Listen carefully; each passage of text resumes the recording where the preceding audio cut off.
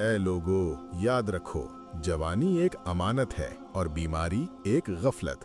حکیم وہ نہیں جو مہنگی دوائیں لکھے، حکیم وہ ہے جو تمہارے باورچی خانے کو شفا خانہ بنا دے۔ آج میں تمہیں وہ راز بتاتا ہوں جو نسلوں تک سینوں میں دفن رہے۔ اے ابن آدم، اگر تجھے بخار ہے تو چند دانے سبز الائچی پانی میں ابال کر اس میں عرق گلاب ملا کر پی لے، جسم کا سارا زہر پسینے کے راستے نکل جائے گا۔ اگر تیرے بال سفید ہو رہے ہیں تو صبح و شام آملے کا مربع نیم گرم دودھ سے کھا، 6 ماہ میں بڑھاپا پیچھے ہٹ جائے گا اور بال دوبارہ کالے ہو جائیں گے۔ اگر پیٹ کی چربی بڑھ گئی ہے تو نہار منہ لوکی کا جوس پی، یہ تیرے جسم کی فالتو چربی کو ایسے پگھلائے گا جیسے آگ موم کو۔ بیٹا، جوانی برقرار رکھنی ہے تو پودینے کا پانی روز پیا کر اور ادرک کے ابلے پانی کی بھاپ چہرے پر لیا کر۔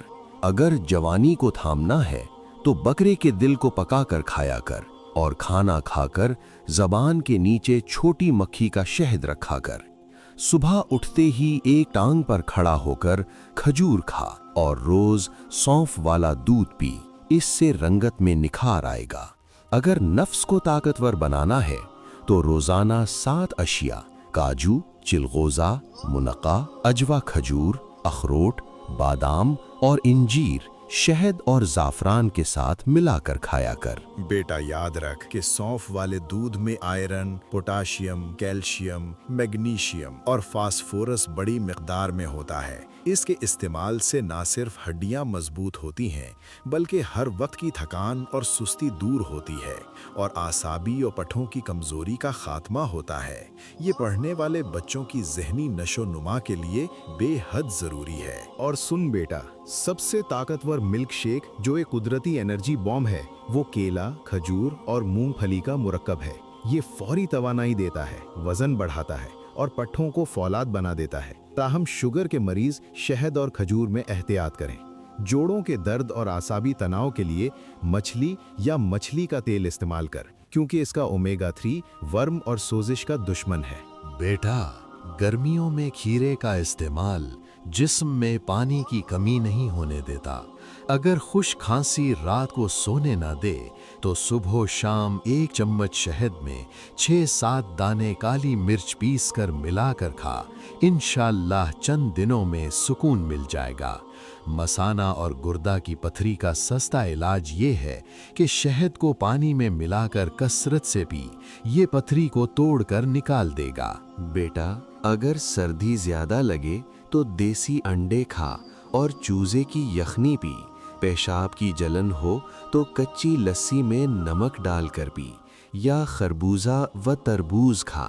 کھانے کے بعد بھاری پن ہو تو لیمو کے چند قطرے پی لے۔